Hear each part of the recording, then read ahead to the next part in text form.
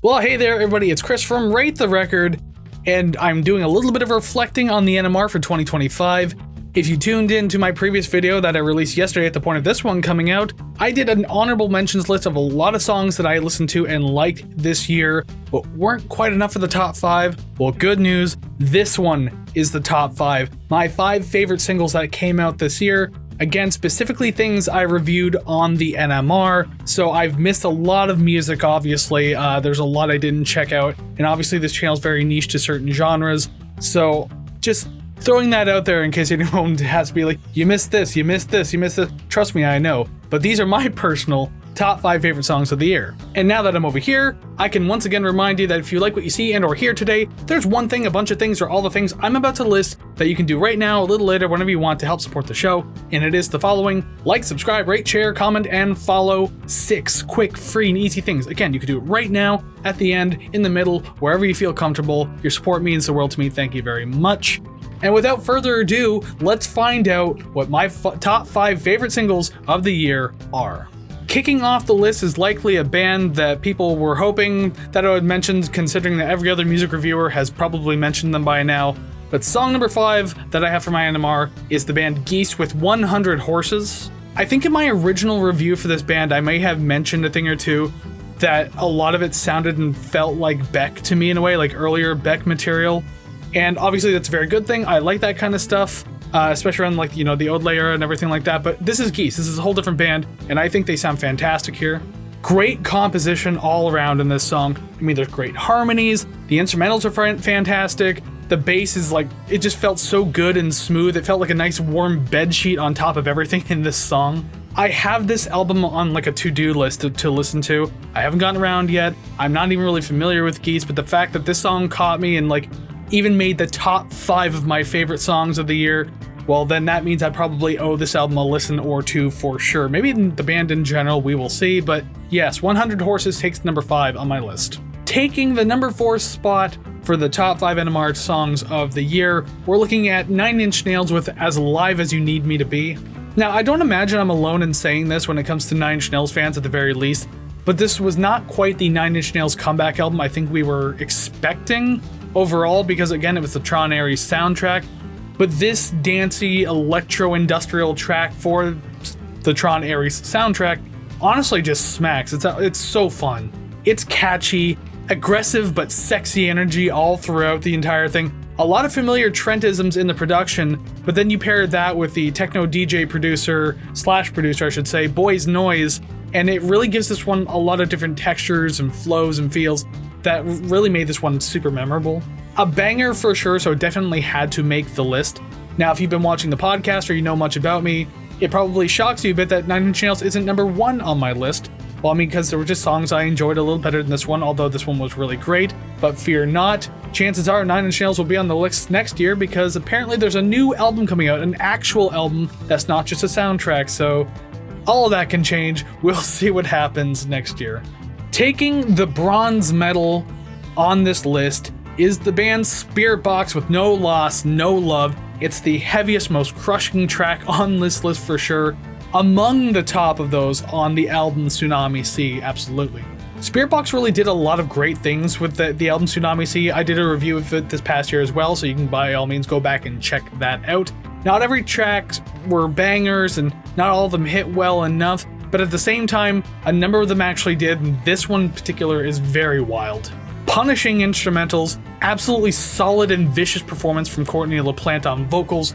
This track feels so unforgiving, but still just being incredibly fascinating regardless. Songs like this and Soft Spine, for example, which I believe made a placement on one of my previous lists a year or two ago, I think just these songs as an example have done so much to already cement the already booming trajectory of this band. Has been going nothing but upward. People thought it would have peaked at Eternal Blue, but we are here now. Tsunami Sea is here. It's fantastic. So I gladly await whatever they have planned next down the road. I'm very, very curious to see what they do.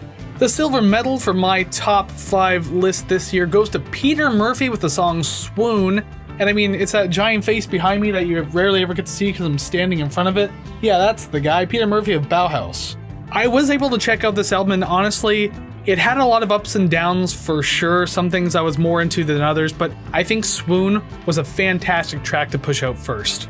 You get this little crunchy bass texture in there, put it on top of this very reverbed atmosphere, very punchy drums, so that's obviously a lot of fun. So much energy in this one while also kind of remaining kind of low-key at the same time. The gothy dance punk vibes we got going on in this song are just really, really infectious. This paired with the spoken word and even crooning singing of Peter himself are still very much like on point and fitting to everything that's happening, including the style and just what you would know him for as well. So it just sounds fantastic all the time. Like, he has a fantastic singing voice.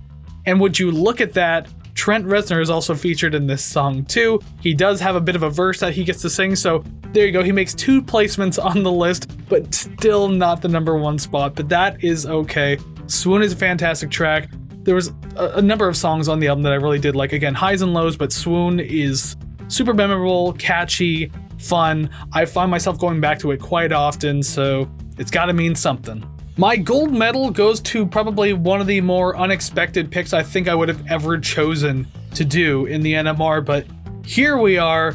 The gold medal for 2025 in my books goes to AFI with the song Behind the Clock. And like, listen, I'm as shocked as anyone else would be. Maybe there's a few people out there who are like really stoked about this, but I found myself repeatedly going back to this one time and time and time again. It was just endlessly entertaining for me.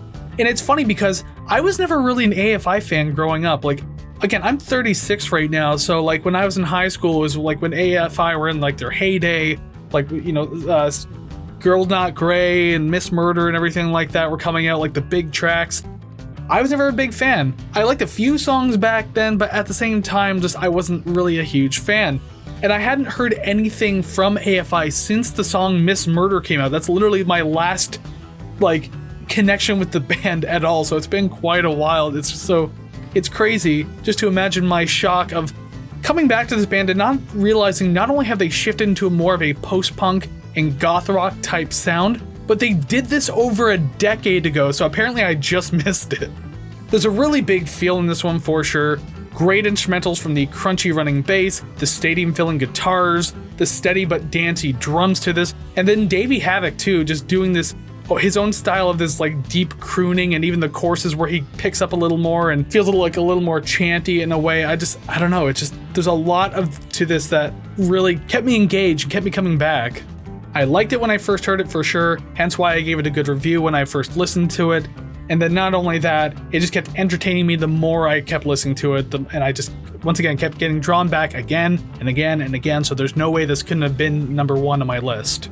So shout out to AFI for releasing this super fun banger, but especially shout out to Davey Havok, who is at the point of this song coming out at the very least, was supporting a big afro and a giant stash too. Just, he looks absolutely retrified.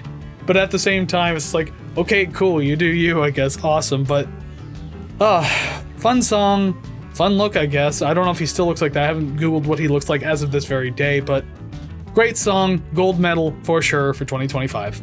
And there you go, those are my favorite songs that have come out this year. So thank you very much for joining me, hanging out and checking out these tracks. And if you did check out these tracks, down in the comments below, let me know your opinions on them. Do you love these tracks? Do you hate them? Do you agree or disagree with my list here? What would be your top 5 for the year for sure? I'm always down to hear that. All that and more, again, down in the comments below. And you can also let me know over at ratetherecord.ca. Yes, that is ratetherecord.ca. Show your opinions on the social media things, because we got the streaming links, social media links, the RTR album chart for the podcast, and all the scores that every episode has ever gotten. And of course, the RTR Club if you'd like to financially support the show. It's optional, but the option is indeed yours. Once again, found at ratetherecord.ca. All the NMR stuff is done now for 2025. Going to come back in 2026, start reviewing songs again, and then we'll see how this list looks next year. Will there be even more honorable mentions? Like, will I have to expand this to a top 10 list? Who knows what's going to happen? We will see. It's going to be a lot of fun. The year isn't quite closed out yet for the channel. It might be by the time you watch this, and that's fine. But tomorrow, after the point of this video coming out, I am doing something special for the podcast. Every single #1 song I had on the podcast in 2025, including things from season 7 that I've already kind of went over and put the book on and everything like that, I'm going to be ranking every single #1 song from 2025, and I hope to do the same thing again in 2026. Since there's no real seasons of the podcast anymore, I feel like that's kind of the best way to do like another cool little wrap-up video, so I hope you'll be checking that out too. But in the meantime, go ahead and do whatever you want. I'm done here, so until I see you again, go listen to even more awesome music. Take care, friends.